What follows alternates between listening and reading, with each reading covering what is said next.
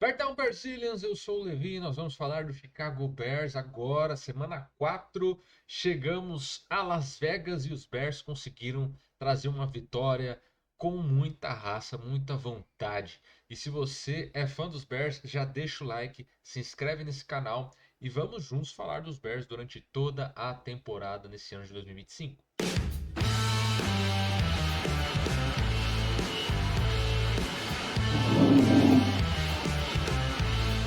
Os Bears foram a Las Vegas com muitos desfalques no ataque, muitos desfalques na defesa e foram em busca da vitória, segunda vitória na temporada, para consolidar esse time, chegar a uma bye week, uma semana de descanso tranquila para poder só aparar aqueles problemas, arrumar o que precisa para depois de 15 dias enfrentar o Washington Commanders. A equipe dos Bears começou, né? Vamos falar de história do jogo. A equipe dos Bears começou mal. A equipe dos Bears não começou bem.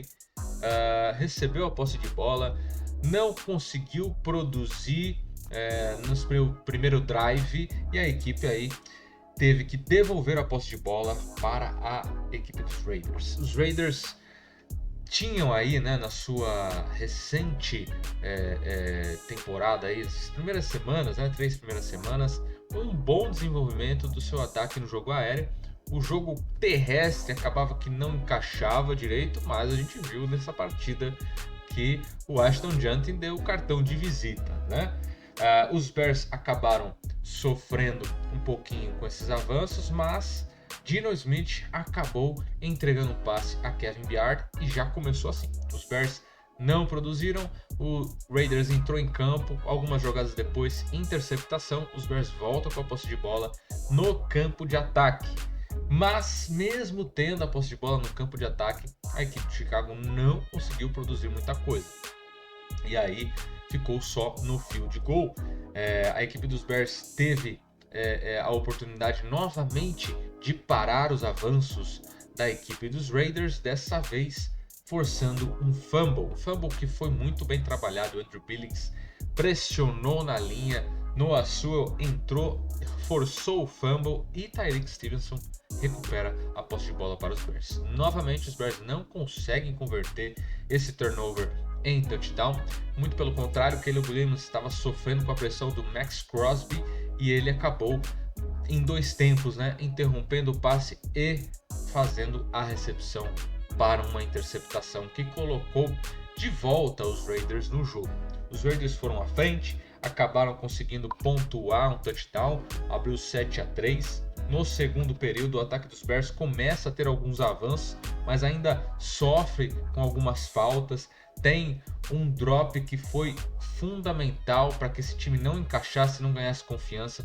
Um drop de passe sozinho do Cole Kmet, que jogou muito mal essa partida. Teve umas 3 ou 4, duas faltas, se eu não me engano, de saída falsa, sem contar 2 drops de passe. Ele realmente não estava num dia bom, mas ele estava na linha de 10 jardas e não conseguiu com as duas mãos na pelota segurar o que poderia ser um touchdown dos Bears ali e mudar um pouquinho a história do jogo. Os Bears acabaram sofrendo com a pressão. Caleb fez algumas escolhas ruins, ao invés de entregar para o running back, segurou a bola, quase sofre aí a perda da posse de bola. Os Bears acabaram voltando e aí não conseguiram nem o field goal em alguns drives, aí tiveram que devolver a bola para a equipe dos Raiders. Os Raiders aparecem na partida no segundo período, mas novamente Kevin Byard aparece, uma jogada muito parecida com a primeira interceptação, ele aparece e intercepta de novo. Os Bears avançam, conseguem fazer o field goal, mas na sequência Ashton Jeanty bota um senhor touchdown de 64 jardas e deixa o placar 14-6. As coisas não estavam dando muito bem, não. A equipe dos Bears estava sofrendo muito para encontrar uma consistência no ataque. A pressão pelas laterais chegava, a pressão pelo meio também chegava. Theo Benedict até que estava hora ali oscilando, algumas jogadas bem, outras jogadas mal. Max Crosby acabou capitalizando isso, essa fragilidade da linha ofensiva, e gerou muita pressão. Os Bears, mesmo tendo aí avanços no campo, não conseguiu capitalizar aí mais uma vez em touchdown, colocou um field goal, Cairo Santos que foi muito bem nessa partida, e os Bears ficaram 14-9 e foram para o intervalo com essa diferença. O terceiro período, Tyrique Stevenson aparece para interceptar Geno Smith, e dessa vez os Bears, mesmo sofrendo com faltas, avançam e buscam o touchdown com Rome Odunze. Caleb Williams acabou superando aí essas faltas, alguns downs. Os Bears acabaram perdendo jardas, mas ainda assim conseguiram ir avançando e colocam os Bears na frente do placar logo no começo do segundo tempo. A equipe dos Bears na defesa acaba sofrendo novamente com o Ashton Jeanty, ele anota mais um touchdown, dessa vez recebendo um passe, e a equipe dos Raiders foi crescendo na partida, parecia até que ia ganhar um domínio, né, dos Raiders, algo que não aconteceu.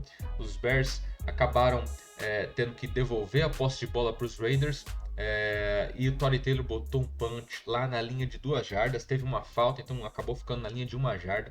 Os Bears quase conseguem o safety, eles devolvem a posse de bola para os Bears, e aí as coisas começam a fluir novamente. Os Bears conseguem avançar, mas ainda tem erros de sintonia, erros de passe, um snap inesperado, né, pelo Caleb Williams, coloca os Bears fora do alcance do field goal e fica naquele 21-19, né? Aliás, quase fora, né? Que os Bears acabaram chutando mais um field goal com o Cairo, ficou 21-19 com o chute do Cairo Santos. Os Raiders pareciam mais próximos da vitória e estavam perto de anotar um touchdown, o que garantiria aí um placar bem favorável para eles conseguirem a vitória. Mas a defesa dos Bears conseguiu uma parada muito importante. Essa parada importante, né, deu aí aos Bears nova chance, recebendo nova posse de bola. E esse drive foi muito bom, porque os Bears conseguiram aí buscar um bom ritmo. Caleb Williams conseguiu conectar 4 passes de 5 tentados, correu também para manter a campanha viva. D'Andre Swift encerra esse drive aí faltando 1 minuto e 30, né? Essa campanha encerrada com um touchdown de D'Andre Swift correndo pela lateral. E aí cabe a quem? Cabe aos Bears converter 2 pontos, algo que não aconteceu. Isso daria aí 3 pontos de vantagem, mas ficou com 1 ponto de vantagem, 25-24. E aí, meus senhores, a equipe dos Bears estava sofrendo com o jogo terrestre na defesa. E os Bears precisavam parar a qualquer custo o ataque dos Raiders. Os Raiders foram avançando, conseguiram chegar no range, né, ali no alcance do chute do seu kicker, mas os Bears acabaram ali em uma jogada muito importante. Kevin Byard deu um tackle providencial. Era uma 3ª para 2. Se os Raiders avançam, eles conseguem colocar o field goal um pouquinho mais à frente e de repente conseguissem até converter esse field goal. Mas esse tackle do Kevin Byard, né, além de converter esse field goal, eles poderiam queimar mais o relógio e ainda garantir a vitória. Então esse tackle na 3ª para 2 acabou colocando os Raiders um pouco para trás, deu tempo no relógio, que ainda se eles acertassem, os Bears ainda teriam tempo de posse de bola, mas a gente não esperava que o field goal não fosse convertido, né?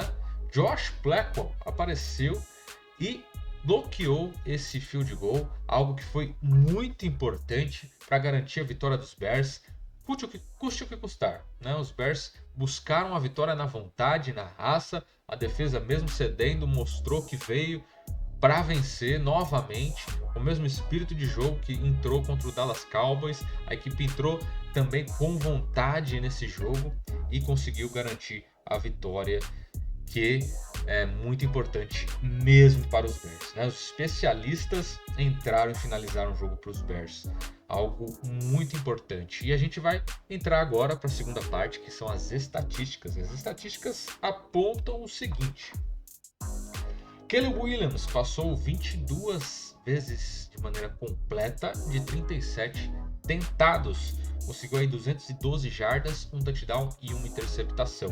D'Andre Swift correu 14 vezes para 38 jardas, muito abaixo do que é o ideal. Anotou um touchdown. Rome Odunze, 4 recepções, 69 jardas e um touchdown.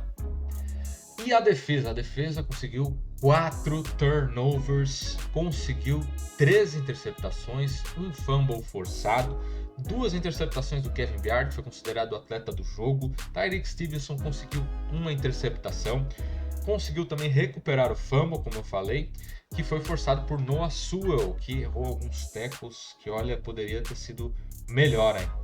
A defesa cedeu 240 jardas terrestres. Acredite, com tudo isso de jardas cedidas, os Bears ainda conseguiram vencer, né? E no jogo aéreo cedeu 117 jardas. Bom, a equipe dos Bears teve mais tempo de posse de bola também, 33 minutos. Mas também cometeram 8 faltas para 60 jardas, algo que envolveu aí saídas falsas, seguradas, motion ilegal, que eu falo em português mesmo, movimento ilegal. E aí, isso foi chamando a atenção por uma questão de adaptação, é necessário, né? Eu vi que houve também umas mudanças aí com relação ao Ozzy Trapilo, entrou em jogo, acabou dando um pouquinho de consistência, enfrentou bem aí, segundo as estatísticas, o Mason Crosby não cedeu pressões, né, quando esteve marcando ele, então é um ponto positivo, né? Já que Braxton Jones foi arrastado para trás várias vezes, Theo Bennett oscilou um pouquinho, mas conseguiu jogar um pouco melhor. Então a gente talvez tenha movimentos nessa linha de ataque dos Bears. E aí os Bears vão entrar no bye week. O que os Bears precisam fazer agora que eu acho fundamental? Urgentemente, os Bears precisam de um jogo terrestre. Os Bears precisam de um jogo terrestre no ataque.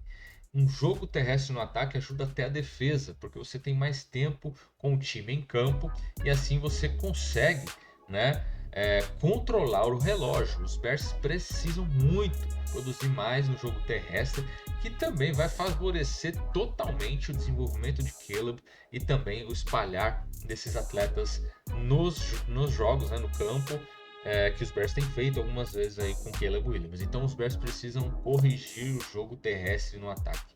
Thunder Swift está correndo para muito pouco, Kyle Monongai acabou aparecendo algumas vezes, mas ainda não é o suficiente. Os Bears precisam de um jogo terrestre eficiente que pode garantir um ataque muito mais potente, muito mais perigoso para os adversários. Do lado defensivo, também o jogo terrestre precisa ser resolvido, porque se não for resolvido numa divisão norte que tem o Lions com o Montgomery, a gente tem os Packers com Jacobs, a gente também tem os Vikings também com um bom jogo corrido.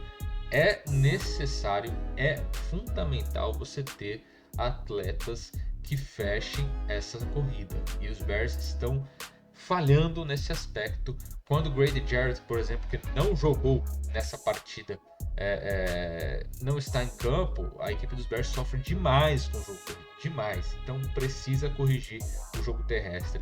Essa correção no jogo terrestre vai elevar o nível tanto da defesa quanto o nível do ataque. Então é fundamental trabalhar isso. Isso pode passar pela linha ofensiva. Eu sinto mais confiança no Ozzy Trapilo do que no Darnell Wright.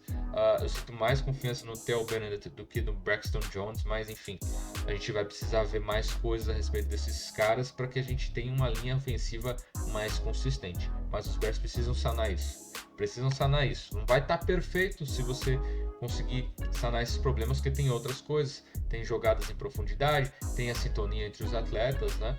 Mas a gente precisa de um jogo terrestre forte em ambos os lados da bola. Isso vai colocar os Bears num novo patamar. Então eu tenho certeza que o Ben Johnson sabe disso e os Bears vão em busca dessa correção para buscar mais vitórias e de repente talvez pensar até em playoffs mais para frente. Mas ainda é muito cedo, os Bears precisam primeiro corrigir os seus problemas, entender quem são como time no ataque e na defesa, a partir disso enxergar o que vai ser daqui para frente.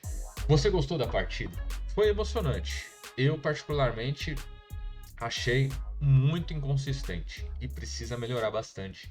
Essa pressão foi grande só com Mason Crosby, né? Tem algumas linhas de defesa que são mais fortes, então os Bears precisam de resolver essas questões. E eu não sei como é que Brian Poles, Ben Johnson vão fazer isso acontecer. Então é algo que a gente coloca aí em questão, mas essa semana toda vai ser aí muito importante para recuperar os atletas e trazer de volta alguns atletas tanto na defesa quanto no ataque, e quem sabe a gente ter uma cara diferente para os próximos jogos dos Bears na temporada. Claro, se você ficou até o final, eu quero garantir que você tenha acesso a um cupom de desconto para o seu suplemento, para o seu treino, que é o cupom da probiótica, que eu deixo aqui no canto esquerdo, né, no meu canto esquerdo, no caso o seu canto direito aí da tela, é o SouProLevi15. Esse cupom te garante 15% de desconto para você adquirir seu Whey Protein. O Pure Whey da probiótica é muito bom, tem até o sabor iogurte com morango, que é excelente. Você pode fazer um iogurte com ele mesmo, né? Então a gente tem aí outras opções também para performance, como a creatina e muitas outras suplementações da probiótica, que tem aí mais de 30 anos no mercado. Então você vai ter uma excelente empresa garantindo o seu resultado, tá? Então dá uma olhada lá, porque você, além de ter o benefício do resultado para sua performance, para sua saúde, você também ajuda a manter este canal, tá certo?